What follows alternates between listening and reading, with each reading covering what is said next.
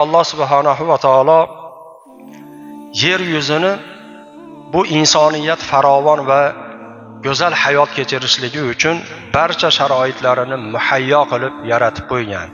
Oyat karimada aytadiki: "Huvallazi xalaqa lakum ma fil ardi jami'a." U zot sizlarga yer yuzidagi barcha narsani foydalanishlaringiz uchun yaratib qo'ydi deyilyapti. Boshqa oyat karimada "Vala tufsidu fil ardi ba'da islahiha."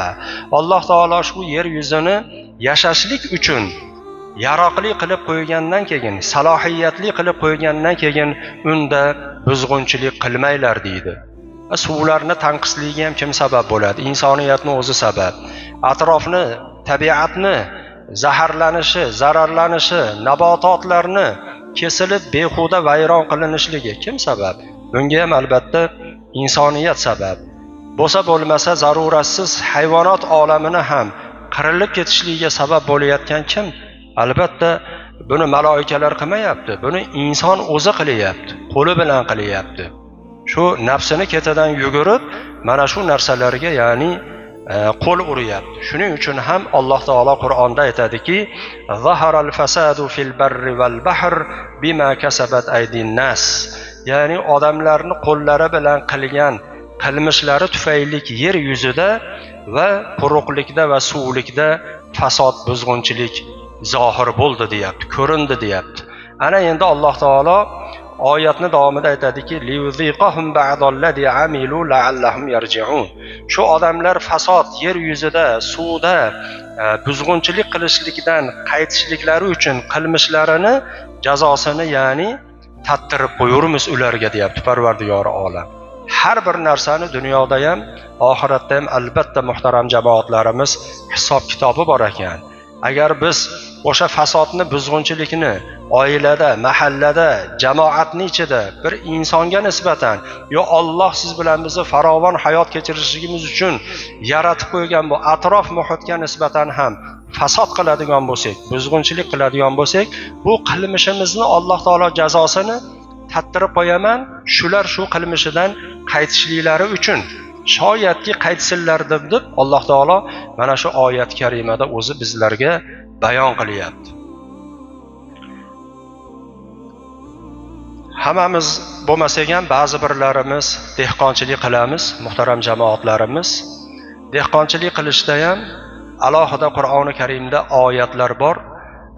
Alloh Qur'oni Karim oyatlaridan birida marhamat qiladiki: "Afara'aytumul ma'allazi tashrabun."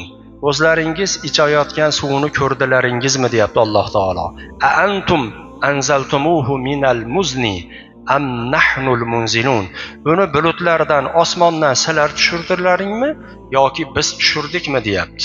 Albatta Alloh subhanahu va taoloning o'zi tushirur. "Law nasha'u ja'alnahu ujajan falawla tashkurun."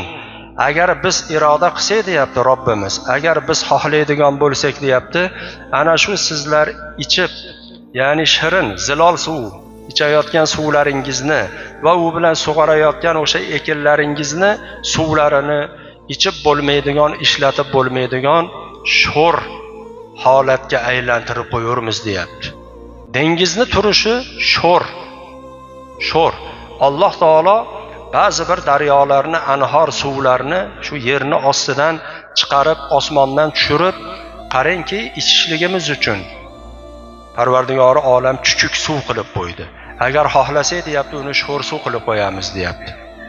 Bu ekinga ham zarar, avvalo insonni o'zi iste'mol qila olmaydigan bir holatdagi suv bo'ladi. Alloh subhanahu va taolo Qur'oni Karim oyatlarida "Vaja'alna minal ma'i kulla hayy afala yu'minun." Har bir narsani biz, ya'ni har bir tirik jonzotni suvdan yaratdik deyapti. Iymon keltirmaydilarmi? Axir, ya'ni bunga inonmaydilarmi? Ishonmaydilarmi deyapti Alloh taolo.